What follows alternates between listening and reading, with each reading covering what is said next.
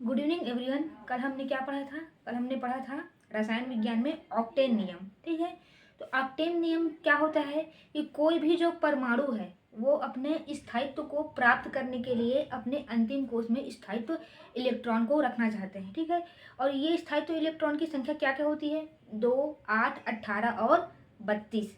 जैसे कि कल मैंने क्या कहा था कि कोई अष्टक पूर्ण करने के लिए, इसमें थोड़ा आप करेक्शन कर लीजिएगा कि सिर्फ 8 इलेक्ट्रॉन से वो स्थायित्व नहीं होते हैं। अगर 2 हो, 8 हो, 18 हो और 32 हो, अगर ये इलेक्ट्रॉन अगर अंतिम क्या है, अंतिम कोश में हो, तो भी ये क्या करेंगे? स्थायित्व प्राप्त करेंगे। मतलब के लिए ये स्थायित्व प्राप्त होगा, एल में रहेगा। तो जैसे कि ये देखें, अगर अंतिम क्या है, अंतिम जो उपकोश है वो एस है और उसमें 2 इलेक्ट्रॉन है, तो क्या होगा? स्थायित्व को प्राप्त कर लेगा। ठीक है, और जहाँ पर एस और पी है, ठीक है, अंतिम कोश, अगर अंतिम कोश में एस और पी है और एस में 2 इलेक्ट्रॉन है और पी में क्या है? 6 इलेक्ट्रॉन है, तो टोटल कितना हो गया? 8 इलेक्ट्रॉन। तो ये भी क्या कर लेगा? स्थायित्व को प्राप्त कर लेगा। ये के में रहता है, ये एल में रहता है, और एम में कितने इलेक्ट्रॉन रहता है? अधिकतम 18। मतलब एस, पी और डी। एस में 2 इलेक्ट्रॉन रहे, पी में 6 रहे और डी में कितने रहे? 10 रहे। टोटल मिला के कितना हो जाएगा? 18। तो भी ये स्थायित्व को प्राप्त कर लेगा। अब एम में क्या देखेंगे? S, P, D, F. S में अधिकतम कितने इलेक्ट्रॉन? 2, पी में अधिकतम 6, डी में 10 और एफ में 14। इन सबको मिलाओगे तो कितना हो जाएगा? 32। तो अगर कोई भी जो परमाणु है इसके अंतिम कोश में 2, 18 और 2, 8, 18, 32 इलेक्ट्रॉन हैं, तो वो क्या करेंगे? अपने स्थायित्व को प्राप्त कर लेंगे। लेकिन अगर 2, 18, 32 नहीं है तो अपने स्थायित्व को प्राप्त करने के लिए क्या करते हैं? वो या तो इलेक्ट्रॉन दान करते हैं या इलेक्ट्रॉन ग्रहण करते हैं या फिर इलेक्ट्रॉन का साझा करते हैं। ठीक, ये क्या हो गया परमाणु का जो अष्टक नियम है, ये हो गया। ठीक है, तो क्या लिखना? आप इसकी परिभाषा में लिखना, प्रत्येक परमाणु अपने स्थायित्व को प्राप्त करने के लिए अपने अंतिम कोश में स्थायित्व इलेक्ट्रॉन रखते हैं और वो स्थायित्व इलेक्ट्रॉन 2, 8, 18 और 32 होते हैं। अगर कोई इलेक्ट्रॉन स्थायित्व को प्राप्त नहीं कर पाता है, मतलब ये नंबर उनके अंतिम कोश में नहीं आ पाते हैं, तो वो या तो इलेक्ट्रॉन दान करते हैं या इलेक्ट्रॉन ग्रहण करते हैं या क्या करते हैं? बंध बनाते हैं। ठीक, ये हो गया। और क्या बचा था कल के में? कल का ये बच गया था कि जो मैंने बताया था कि यौगिक कैसे बनता है। ठीक है, तो हमेशा क्या करना, जिसका संयोजकता क्या होगा? प्लस रहेगा। जिसकी संयोजकता प्लस रहेगा उसको क्या करेंगे? हम बाएं ओर लिखेंगे, और जिसकी संयोजकता माइनस रहेगा उसको हम क्या लिखेंगे? राइट, मतलब दाहिने ओर हम लिखेंगे। अगर संयोजकता क्या है? प्लस में, जिसकी संयोजकता प्लस है उसको हम क्या कैसे लिखेंगे? दाईं ओर लिखेंगे। और जिसकी संयोजकता माइनस में उसको कैसे लिखेंगे? उसको, सॉरी मैं उल्टा बता रही हूँ, जिसकी संयोजकता प्लस में है उसको हम लिखते हैं बाईं ओर, और जिसकी संयोजकता माइनस में है उसको हम लिखते हैं दाहिने ओर। ठीक है, जैसे कि ये है कैल्शियम। कैल्शियम में +2 चार्ज होता है और ऑक्सीजन में होता है -2 चार्ज। तो जिसकी संयोजकता प्लस रहेगा उसको हम लिखेंगे बाईं ओर, और जिसकी संयोजकता माइनस में रहेगा उसको हम लिखेंगे दाईं ओर। ठीक, ये हुआ। तो हमेशा प्लस वाले को क्या कैसे लिखना है? प्लस वाले को लिखना है बाईं ओर और माइनस वाले को लिखना है दाईं ओर। ठीक, ये हुआ। और क्या था कि जो माइनस है ना, माइनस जिसकी भी संयोजकता क्या होता है? माइनस होता है, माइनस में होता है, उसके जो नाम के लास्ट में हम क्या लगाते हैं? आइड लगाते हैं। जिसकी संयोजकता क्या होता है? माइनस में होता है, उसके नाम के लास्ट में हम आइड लगाते हैं। और इनके साथ यदि क्या कहते हैं, क्रिया करने के लिए अगर कोई भी अन्य तत्व ना मिले तो ये आपस में ही क्रिया करके क्या बना लेते हैं? अणु बना लेते हैं। ठीक, जैसे कि Cl2 अगर इसके साथ Cl है, मान लो अकेला Cl, इसके साथ क्रिया करने के लिए अगर कोई अन्य तत्व नहीं मिलता है तो ये क्रिया करके Cl2 बना लेता है, क्योंकि इसके ऊपर -1 चार्ज होता है। और जो जितने भी माइनस संयोजकता वाले तत्व हैं उनके नाम के लास्ट में क्या आता है, आइड आता है। और ये जैसे कि O है, ठीक है, अगर इसके ऊपर में भी -2 चार्ज होता है, अगर इसको भी अगर कोई अन्य तत्व ना मिले, क्या यौगिक बनाने लगे, तो इस खुद से क्रिया करके और बना लेता है, O2 बना लेता है, ठीक। और इनके नाम के लास्ट में क्या आता है, आइड आता है।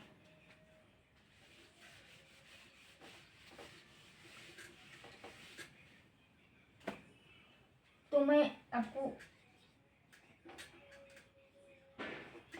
ऑक्टेन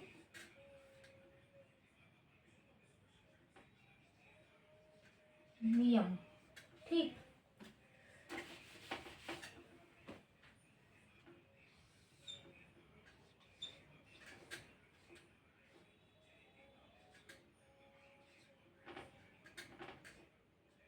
ऑक्टेन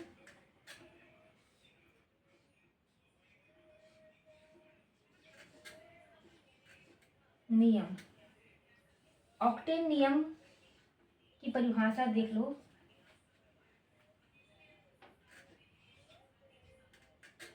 कोई भी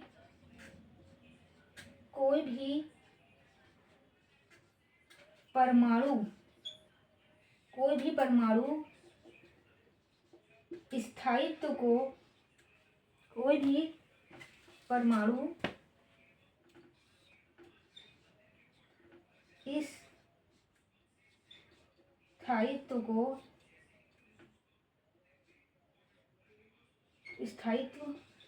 को प्राप्त करने के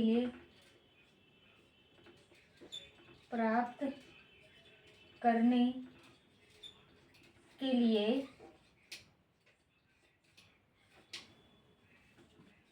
अपने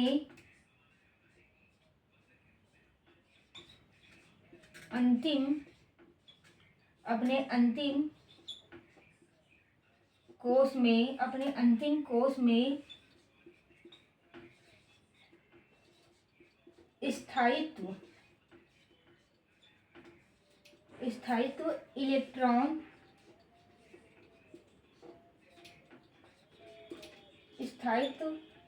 इलेक्ट्रॉन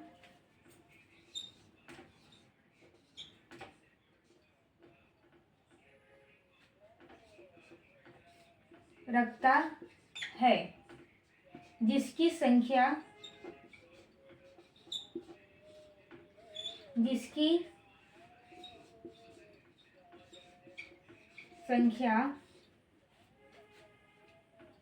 दो, 8, 18 और 32 है। जिसकी संख्या 2, 8, 18 और 32 है, ठीक। यदि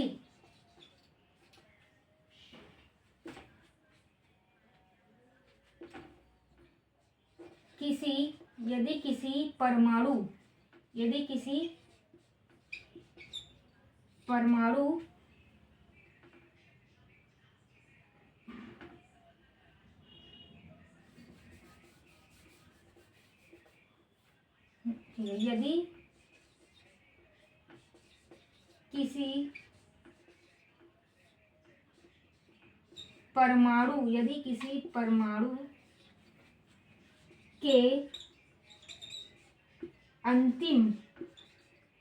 किसी परमाणु के अंतिम कोश में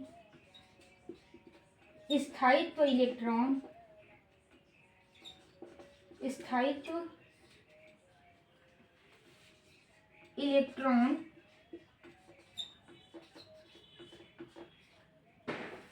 नहीं है, यदि किसी परमाणु के अंतिम कोश में स्थायित्व इलेक्ट्रॉन नहीं है तो वह स्थायित्व को प्राप्त करने के लिए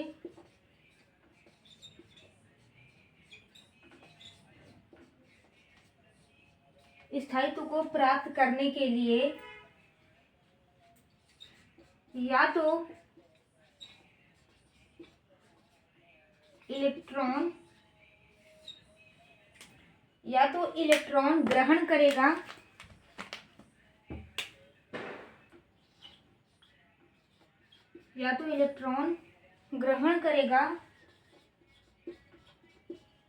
या दान करेगा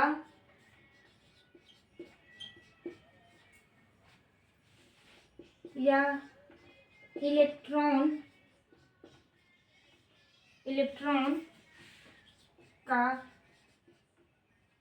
साझा करेगा ठीक है। यह अपने नियम की परिभाषा हो। कोई भी परमाणु स्थायित्व को प्राप्त करने के लिए अपने अंतिम कोश में स्थायित्व इलेक्ट्रॉन को रखता है। यदि किसी परमाणु के अंतिम कोश में स्थायित्व इलेक्ट्रॉन नहीं है तो स्थायित्व को प्राप्त करने के लिए या तो इलेक्ट्रॉन दान करेगा या तो इलेक्ट्रॉन ग्रहण करेगा या तो इलेक्ट्रॉन का साझा करके बंध बनाएगा। ठीक, ये हो गया। कल बहुत छोटा छोटा लिख दी थी तो दिख नहीं रहा था, तो आज थोड़ा बड़ा लिखने का कोशिश की हूँ, तो पूरा परिभाषा में ही बोर्ड भर गया है। ठीक,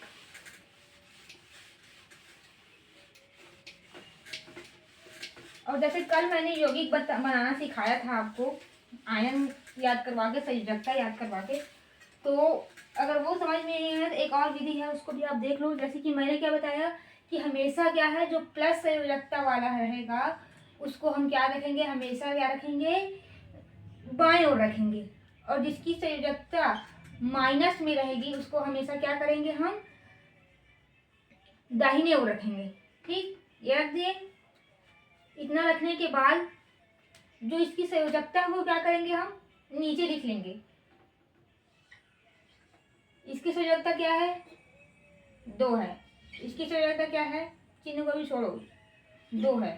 ठीक, ये जाएगा इधर, ये जाएगा इधर, मतलब ये इधर नहीं जाएगा, मतलब ये क्या है, ये इनकी संयोजकता क्या है, समान है ना, ये भी 2 है, ये भी 2 है, तो ये एज इट इज लिखा जाएगा। कैसे, CaO। ठीक, इधर भी 2 है, इधर भी 2 है, तो इसकी संयोजकता को एज इट इज लिख देंगे। समझ गए। जैसे ये 2 है तो ये 2 एकम 2, 2 एकम 2 ऐसे कटेगा, आएगा 1 और यहाँ पर आएगा 1। ठीक, तो ये क्या बन जाएगा, कैल्शियम ऑक्साइड बन गया। समान था, कट गया। अगर समान होगा तो आपस में कट जाएगा। अब हम देखते हैं, एल्युमिनियम पर होता है +3 चार्ज और ऑक्सीजन पर होता है -2 चार्ज। अब ये है एल्युमिनियम और ये है ऑक्सीजन। एल्युमिनियम की संयोजकता है 3, ऑक्सीजन की संयोजकता है 2। इसका गुणा इधर होगा, इसका गुणा इधर होगा, ये बन जाएगा एल्युमिनियम 2O3। ठीक, अब आपको समझ में आ गया होगा। अगर आप कंफ्यूजन हो रहा होगा आपको, जैसे कि ये प्लस है, +3 है, ये -2 है, पर आप गुणा करके इधर -2 लिख दो, तो माइनस चिन्ह को नहीं लेना है। ठीक है, न प्लस को लेना है। संयोजकता लिख लेना बिना चिन्ह के, उसके बाद इधर वाले गुणा इधर से कर देना, इधर वाले गुणा इधर कर देना और ऐसे लिख देना। लेकिन अगर क्या हुआ, सामान्य आ गया, जैसे कि कैल्शियम में इसमें और इसमें हुआ, तो ये कटा क्या, एक एक, तो एक सीधा आएगा CO बस। ठीक, ये हो गया। अब इसके बाद देखना, जो माइनस आयन होते हैं इनके नाम के, थोड़ा बड़ा लिखती हूँ और ताकि आपको दिखे, माइनस आयनों के नाम के साथ, माइनस आयनों के नाम के साथ आइड लगाते हैं। क्या लगाते हैं, आइड लगाते हैं। आइड लगाते हैं, ठीक, यदि माइनस आयन के साथ कोई क्रिया करने वाला नहीं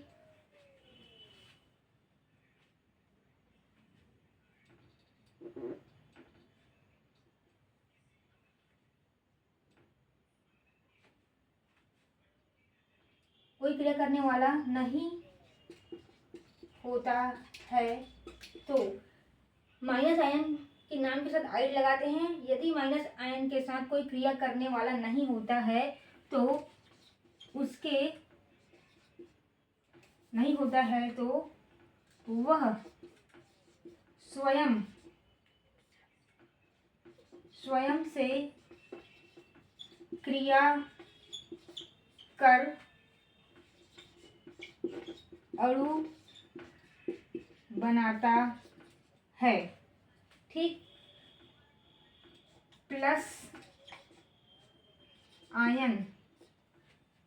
आयन के नाम में कोई परिवर्तन नहीं होता है। प्लस आयन के नाम में कोई परिवर्तन नहीं होता है और यह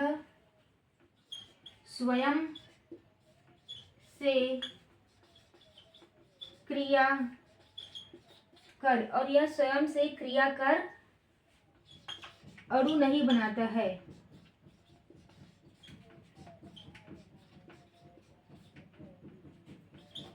और यह स्वयं से क्रिया कर अणु नहीं बनाता है। कौन? प्लस आयन, ठीक। तो ये जो कल ये दो चीज छूट गया था बताने के लिए, तो ये भी मैंने आज बता दिया आप लोगों को। अब हम देखते हैं अणु भार निकालने का। और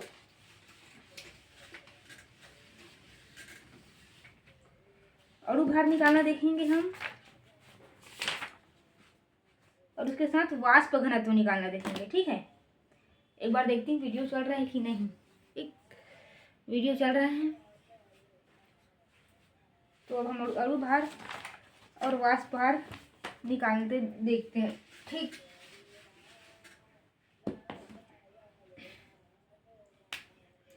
जैसे कि यह है H2O, ठीक। H2O का हमको क्या निकालना है? अणु भार।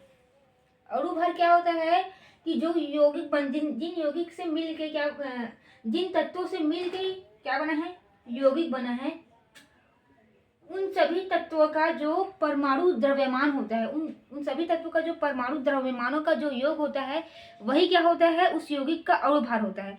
जिन परमाणु से मिलकर या जिन तत्वों से मिलकर ये क्या बना है, ये यौगिक बना है, उन परमाणु का जो परमाणु द्रव्यमान होता है, उन सभी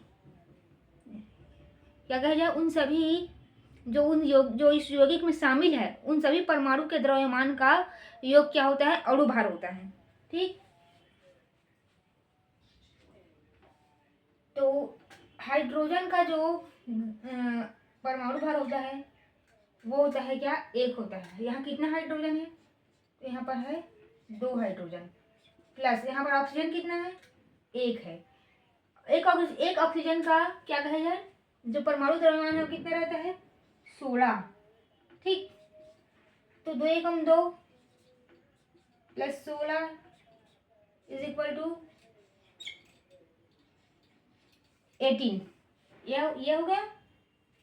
इसकी परिभाषा क्या होगी, अणु भार किसे कहते हैं बोलेंगे तो जिन जिन परमाणु से मिलकर वो यौगिक बना है, उन परमाणु के द्रव्यमानों का जो कुल योग होगा वही क्या होगा, अणुभार होगा।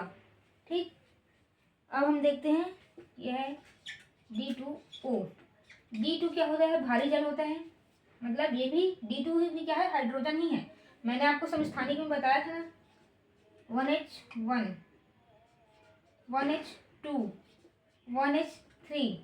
ठीक, प्रोटियम, ड्यूटेरियम और ट्राइटियम क्या है, इनके नाम है। ये है प्रोटियम, ये है प्रोटियम, ड्यूटेरियम और ट्राइटियम। क्या है, ये हाइड्रोजन के क्या है, नाम है, और हाइड्रोजन के समस्थानिक है। मतलब इनका परमाणु क्रमांक क्या है, 111, लेकिन परमाणु भार भिन्न भिन्न है, 1 है, 2 है, 3 है। तो ये वाला कौन सा है, ये है ड्यूटेरियम, मतलब ये है, इसका क्रमांक 1 है, लेकिन इसका भार क्या है, 2 है। ठीक है, और जो पहले देखे थे वो कौन है, वो है प्रोटियम, इसका क्रमांक भी 1 और भार भी 1। ठीक,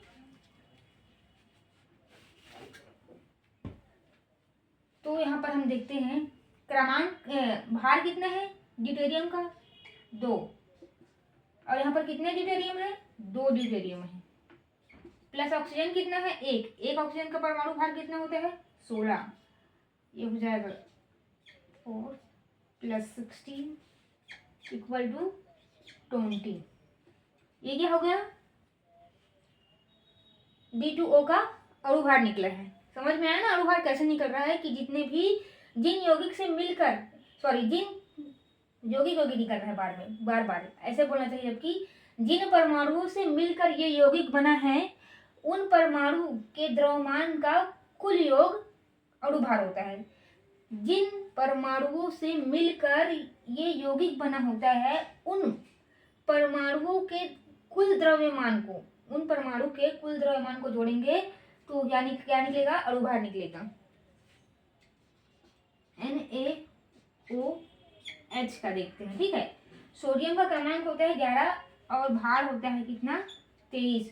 ऑक्सीजन का होता है 16, हाइड्रोजन का होता है 1। तो ये कितना हो जाएगा, 6 3 9 10, 3 2 3 और 10 का 1 बचा है, वो क्या हो जाएगा, 4। तो ये कितना हो जाएगा, 40। इसका भार कितना है, 40। अब कैल्शियम ऑक्साइड का निकाल के देखते हैं। ठीक है, तो आपको ये कब निकलेगा ये चीज, जब आपको परमाणु द्रव्यमान याद रहेगा, तब आपका ये निकल पाएगा। तो आप कम से कम 30 तक परमाणु क्रमांक और द्रव्यमान दोनों याद कर लेना।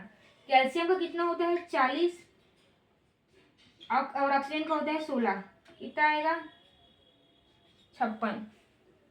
ठीक, अब देखो कैल्शियम हाइड्रोक्साइड का देखते हैं। कैल्शियम का होता है 40, ठीक, ऑक्सीजन का होता है 16, हाइड्रोजन का होता है 1। ये हो जाएगा, यहाँ पर क्या है, होल ट्वाइस 2 है, दिख रहा है कि थोड़ा बड़ा लिखूं, ये है कैल्शियम और ये है OH होल ट्वाइस 2, इसलिए यहाँ पर 2 का गुणा किए हैं। ठीक है, क्योंकि ये होल ट्वाइस 2 है। 40 + 16 1 17 17 दूनी 34 74। ठीक, ये हो गया। अब एक क्या निकालना है, कैल्शियम कार्बोनेट का निकाल लेते हैं। ठीक है, यहीं पर निकालेंगे नीचे में, कैल्शियम कार्बोनेट का निकाल के देखते हैं। इसका कैल्शियम का है कितना, 40, कार्बन का परमाणु क्रमांक होता है 16, यहाँ पर O3 है, मतलब कितना है, 3 ऑक्सीजन है, तो 3 गुणित जो ऑक्सीजन का द्रव्यमान है वो है 16। ठीक, तो ये हो जाएगा 40 + 12 + 16 48। ठीक, अब कितना आएगा, ये 8 10 के 0 5 लाई 1 4 4 8 1 9 1 10। इस कैल्शियम कार्बोनेट का जो अणुभार है वो कितना है, 100। ठीक, ये हो गया। अभी इस आपको तो ये समझ में आ गया होगा ना, तो मैं आपको बताने के लिए ये क्या की थी, इसको एक बार और स्टेप में हल करके आपको समझाई ताकि आपको अच्छे से समझ आए। अब तो समझ आ गया कि 18 कहाँ से आया, 20 कहाँ से आया, 40 कहाँ से आया। तो मैं डायरेक्ट यहाँ पर 18 और यहाँ पर 20 लिख देती हूँ और जो और क्वेश्चन है उसको फिर इधर सॉल्व करवाती हूँ, ठीक है।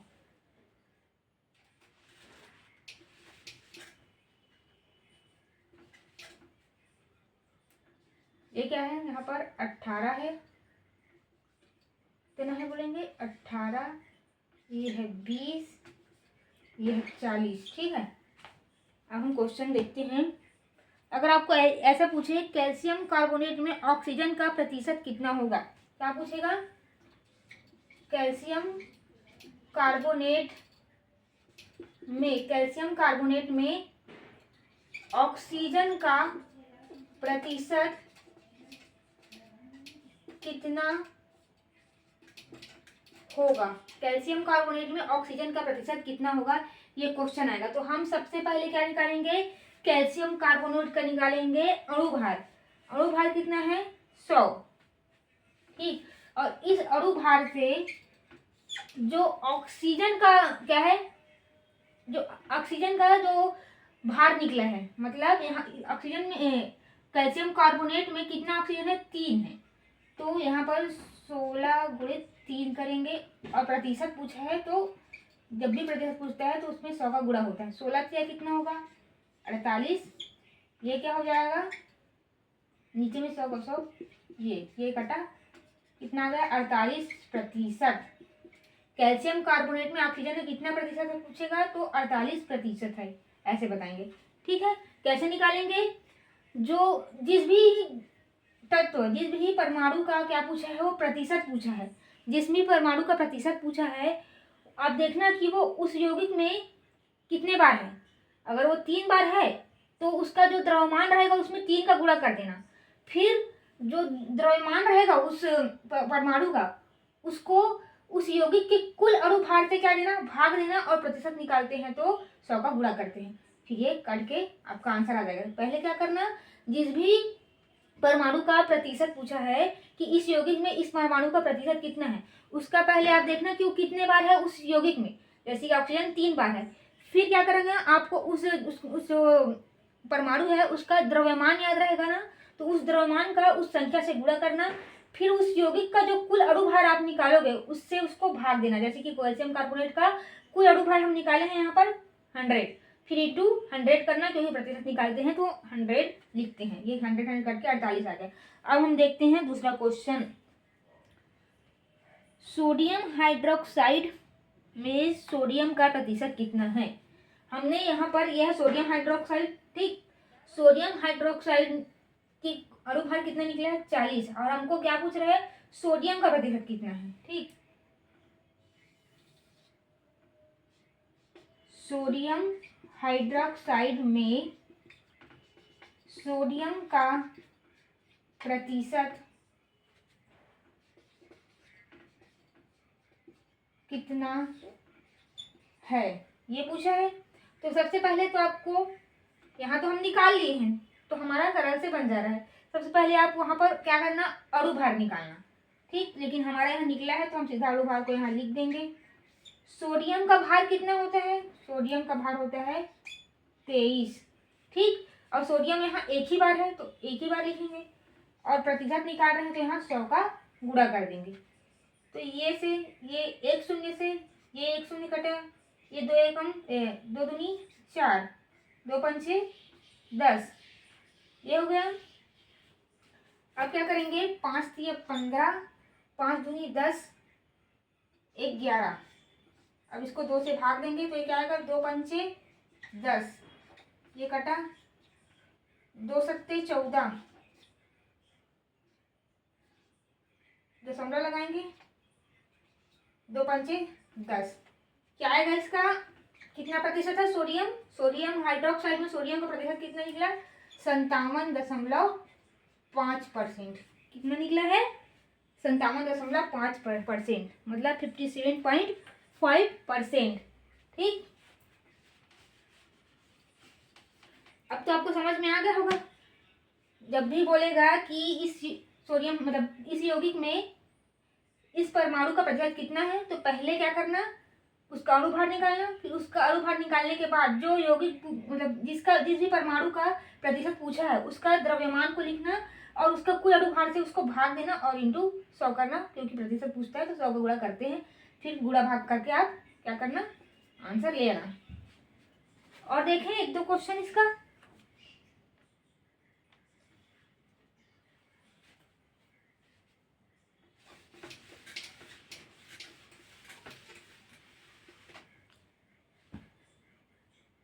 H2SO4 में HS और O सब का निकाला है, ठीक है। पर इसका हमको अणुभार निकालना भी पड़ेगा, ठीक है। तो इसको ऊपर से स्टार्ट करते हैं। H2SO4 में HS और O का प्रतिशत ज्ञात कीजिए, ठीक। तो पहले इसका अणुभार निकालेंगे H2SO4 का। क्या है, हाइड्रोजन का जो भार परमाणु द्रव्यमान होता है वो होता है 1, हाइड्रोजन यहाँ है 2 तो यहाँ पर 2 लिखे। फिर करेंगे प्लस सल्फर का होता है परमाणु क्रमांक 16 और इसका द्रव्यमान होता है 32। ऑक्सीजन का होता है 16 और यहाँ पर ऑक्सीजन है 4 तो यहाँ पर करेंगे पूरा 4, ठीक। 2 + 32 16 चौक 64, क्या आ जाएगा, 4 4 8 1 9 10 6 4 10। इसका भी कितना आया है, इसका 98 आया है हमारा। 2 कैसे बढ़ गया, 1 मिनट, 16 चौक 64 है ना, 32 2 4 4 8 9 10, 1 मिनट मिला, कुछ गड़बड़ हो गया है, देख लेते हैं। 2 है 32 है 16 चौक 64 64, अच्छा इस कारण है ये 32 है ना। अब ठीक है, क्या करेंगे, 4 5 6 7 8, कितना आया, 8 और 6 3 9, कितना आ गया, 98 आ गया हमारा। अब हम क्या निकालेंगे, पहले एच का प्रतिशत कितना है निकाल रहे हैं, ठीक है। ये है H2, क्या क्या पूरा जितना भी इसमें तत्व, जितने भी इसमें परमाणु शामिल है सबका प्रतिशत निकालना है हमको। तो सबसे पहले निकाल रहे हैं H का, ठीक है। यहाँ पर H कितने बार है, 2 बार, ठीक। और H का परमाणु द्रव्यमान क्या होता है, 1, लेकिन इसको हम 2 से गुणा करेंगे। परमाणु द्रव्यमान होता है H का 1 और कितने बार है यहाँ पर H, 2, इसलिए 2 का गुणा किए। कुल अणुभार कितना निकला है, 98, और हमको प्रतिशत निकाल रहे हैं इसलिए हम यहाँ गुणा कर दिए 100 का। अब ये 2 1 हम 2 2 चौक 8 2 निया 18, ठीक, इतना आया। अब 100 को हम इससे भाग देंगे तो पहले तो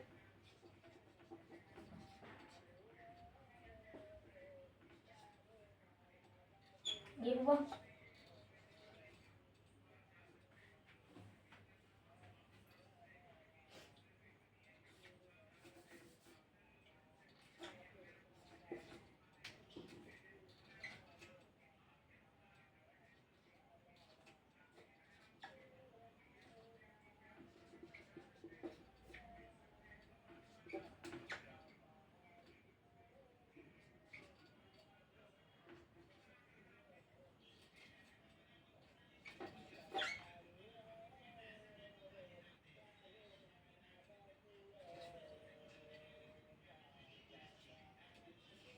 तो इसका क्या निकलेगा, 2.03 निकलेगा, ठीक है। 2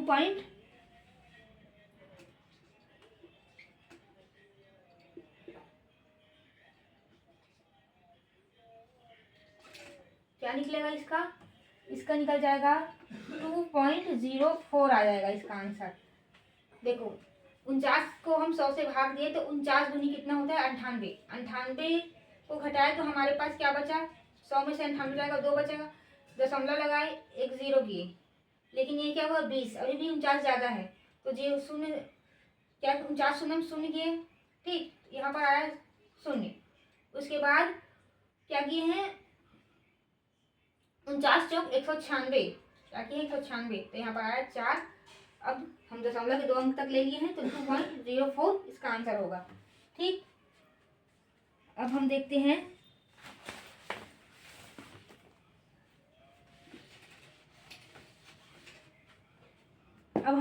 किसको, एस को, एस का प्रतिशत क्या होगा।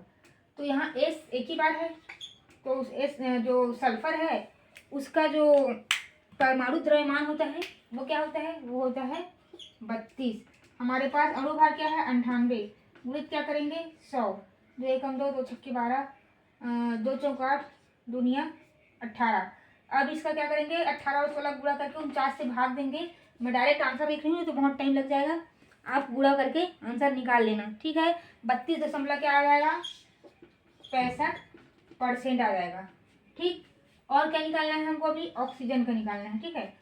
तो ऑक्सीजन का परमाणु क्रमांक होता है 16, यहाँ पर 4 ऑक्सीजन है तो 4 को गुणा किए बटे कुल जो अणुभार है वो 98 है, गुणित 100 करेंगे।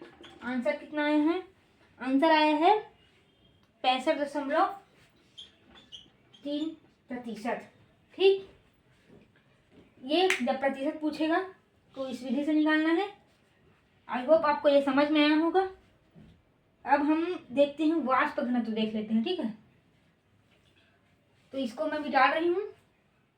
अब हम देखेंगे वाष्प घनत्व, एक बार वीडियो चल रहा है कि नहीं चेक कर लेते हैं। चल रहा है और लिखा हुआ भी ठीक ठाक दिख रहा है, ठीक। तो अब हम वाष्प घनत्व को देखेंगे, ठीक है।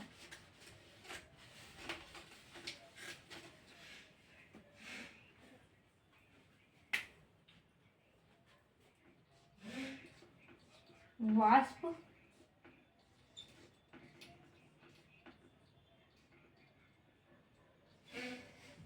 घनत्व, ठीक। वाष्प घनत्व कैसे निकालते हैं, जो हमारा अणुभार रहता है उसी को हम 2 से अगर भाग देंगे तो हमारा वाष्प घनत्व निकल जाएगा। यहाँ पर बोल रहा है H2SO4 का वाष्प घनत्व क्या होगा, क्या बोल रहा है H2SO4 का वाष्प घनत्व, वाष्प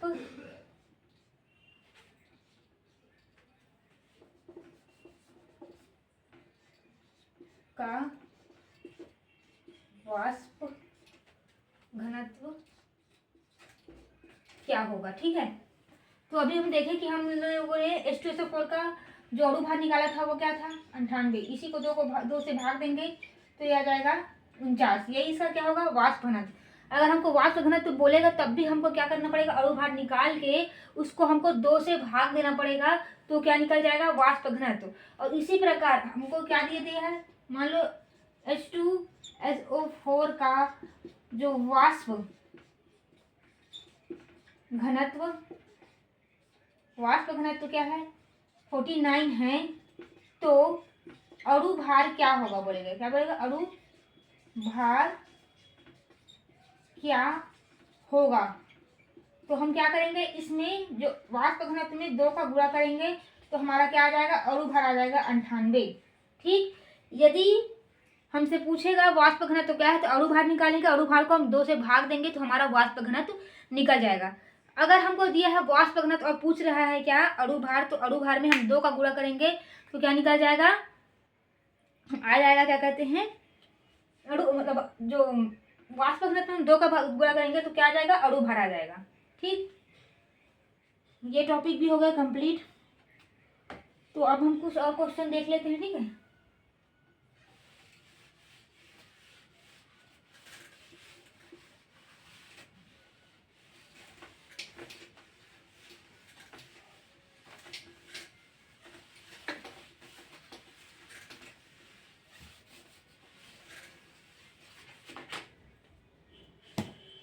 अब हम देखते हैं क्या न्यूमेरिकल क्वेश्चन है, उसको हम देखते हैं क्या बोल रहे हैं लोग, ठीक है। हम लिखते हैं क्वेश्चन अभी पेनलों का बीमारी फिर चालू हो गया। 20 ग्राम हाइड्रोजन को ऑक्सीजन की उपस्थिति में जलाने पर 20 ग्राम हाइड्रोजन 20 ग्राम हाइड्रोजन को 20 ग्राम हाइड्रोजन को ऑक्सीजन की उपस्थिति में ऑक्सीजन की उपस्थिति में ऑक्सीजन की उपस्थिति में जलाने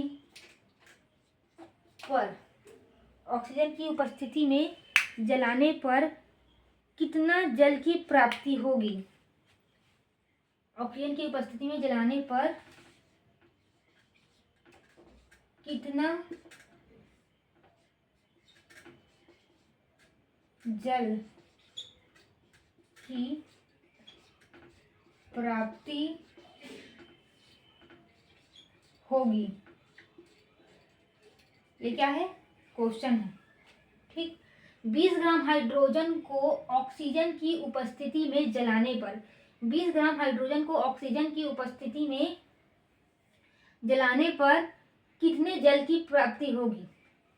तो हम यहाँ पर लेते हैं हाइड्रोजन, 2 अणु हम यहाँ पर हाइड्रोजन ले लेते हैं, प्लस क्या लिए, ऑक्सीजन लिए। ठीक, ये मिलकर क्या बना, 2H2O बना। ठीक, हमको क्या बोला, 20 ग्राम हाइड्रोजन को ऑक्सीजन की उपस्थिति में जलाने पर कितना हमको जल मिलेगा। ठीक, तो ऑक्सीजन का जो हाइड्रोजन का द्रव्यमान होता है वो होता है 1, यहाँ पर 4 हाइड्रोजन है। ठीक है, यहाँ पर 1 2 है, 2 का गुणा इधर होता है तो ये हो गया 4। ठीक, जो यहाँ पर लिखा है उसका गुणा हम यहाँ से किए हैं, और जो यहाँ पर सामने में लिखा है उसका हम ब्रैकेट के बाहर रखे हैं। ठीक, इक्वल में ऑक्सीजन का क्या कहते हैं, द्रव्यमान है 1, यहाँ पर 2 अणु जल है। ठीक है, हाइड्रोजन कितना है, यहाँ पर 2 है, प्लस ऑक्सीजन कितना है, 1 है, इसका कितना हो गया, 16 हो गया। मतलब इसका जो ऑक्सीजन का द्रव्यमान होता है वो होता है क्या, 16। यहाँ पर ऑक्सीजन भी 2 ही है। ठीक है, ये 2 का गुणा इधर होगा, ये हो जाएगा 4 अणु क्या है हमारे पास, मतलब 4 हमारे पास हाइड्रोजन है, और ये 2 इस हाइड्रोजन के लिए भी है, ये 2 एक इस ऑक्सीजन के लिए भी होता है। तो हमारे पास 2 क्या है, ऑक्सीजन भी है। यहाँ लिखे हैं 16 और ये ब्रैकेट के बाहर लिखे हैं 2। तो ये जब 2 का गुणा होगा इधर, जब इन दोनों को जोड़ने के बाद, तो वो क्या हो जाएगा, जो ये 16 लिखे हैं ना उसका गुणा इधर इसमें होगा, इसलिए अंदर में 2 का गुणा नहीं कर रहे हैं। ठीक है, तो यहाँ पर आएगा 4 ग्राम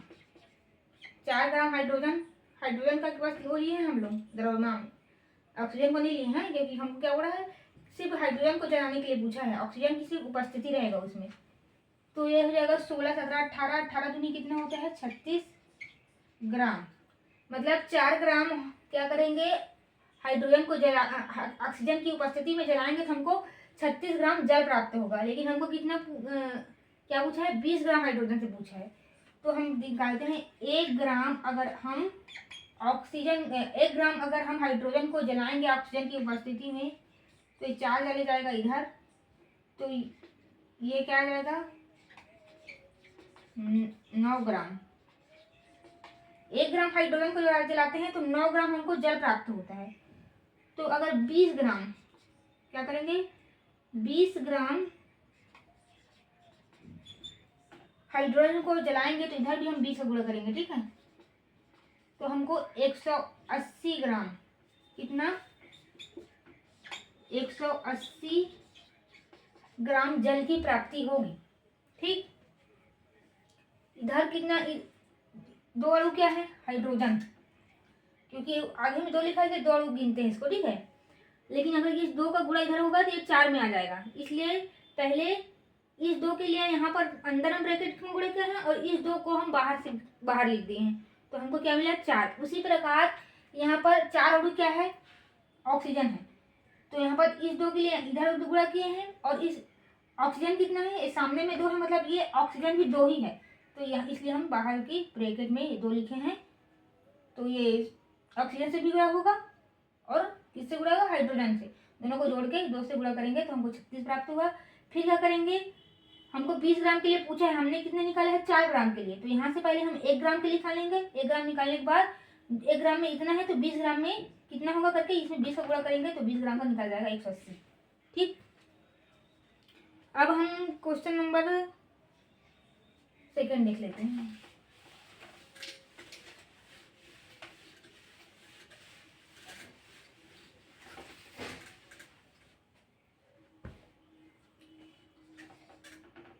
क्या बोला है, 60 ग्राम कार्बन को ऑक्सीजन की उपस्थिति में जलाने पर 60 ग्राम कार्बन को ऑक्सीजन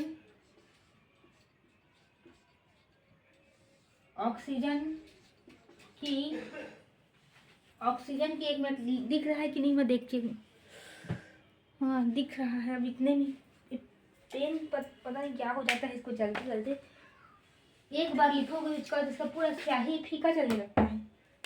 इसमें लिख के देखती हूँ कहीं ठीक चल रहा होगा। क्या है क्वेश्चन में, 60 gram carbon, 60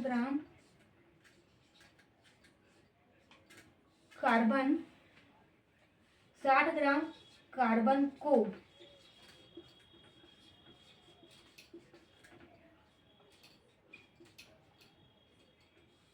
oxygen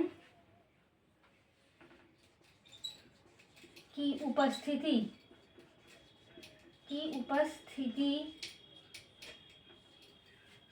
60 gram carbon को ऑक्सीजन की उपस्थिति में जलाने पर कितना CO2 प्राप्त होगा।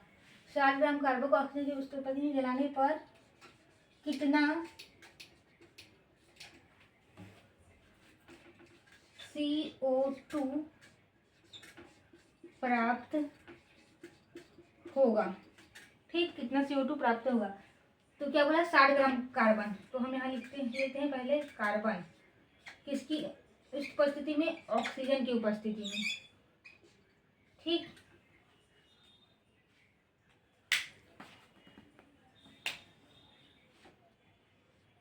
तो यह जाके बन गया ये CO2 बन गया। ठीक, कार्बन का द्रव्यमान कितना होता है 12, और यहाँ पर कार्बन कितना है, 1 ही है। अब यहाँ पर कार्बन का द्रव्यमान कितना है 12 प्लस ऑक्सीजन का द्रव्यमान होता है 16, यहाँ पर ऑक्सीजन है 2, गुणा किए। ठीक, 12 ग्राम हुआ 12, 16 गुनी कितना आया 32, इधर है 12 ग्राम, इधर